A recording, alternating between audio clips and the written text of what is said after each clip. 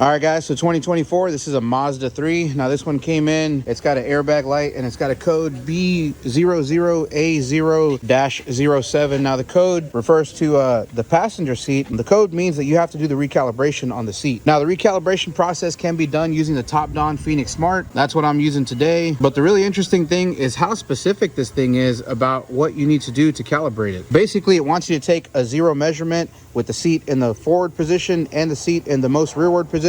Then they want you to add 88 pounds to the seat, run the procedure with the seat in the most rearward position, then run the procedure again with the seat in the most forward position. So basically we weighed out these 5-gallon water containers, put them on the seat. Now I already did the calibration in the rearward position. Right now we're in the most forward position. And as you can see here, it's telling us that we need to lightly pat the front of the headrest approximately 5 times. So 1, 2, 3, 4, 5. Now, I'm not exactly sure why we need to do that, but we're just following instructions here. Let's go ahead and continue. It's in the process right now of doing the calibration. We got a little countdown going on, and we've successfully calibrated the seat in the forward position. Let's hit OK. Now it says proceed to the 0-pound sensitivity check. So we're going to remove all the weight from the seat and move the seat all the way back. So let's go ahead and pull these off.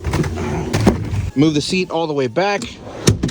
Lock it into place. Then we pat the headrest 5 times. 1, 2, 3, 4, 5. Hit OK. Now it's executing the 0-pound sensitivity check in the rearward position. Sensitivity check successful. Okay. Now they want us to turn the ignition off. So let's go ahead and push the start button to turn it off. Dash is off. Hit OK. And it looks like we are done. Let me back out. Now I'm going to turn the ignition on, and I'm going to go back into the RCM, which is our airbag module, and we're going to clear the code. But before we do that, let me make sure that the code is still there. So there's our code, the B00A0-07. Now, before we did the calibration, when I tried to clear this code, it would not clear. It would come back right away. So let's go ahead and clear it. Clear fault memory completed. Let me cycle the ignition, and we're going to start this thing.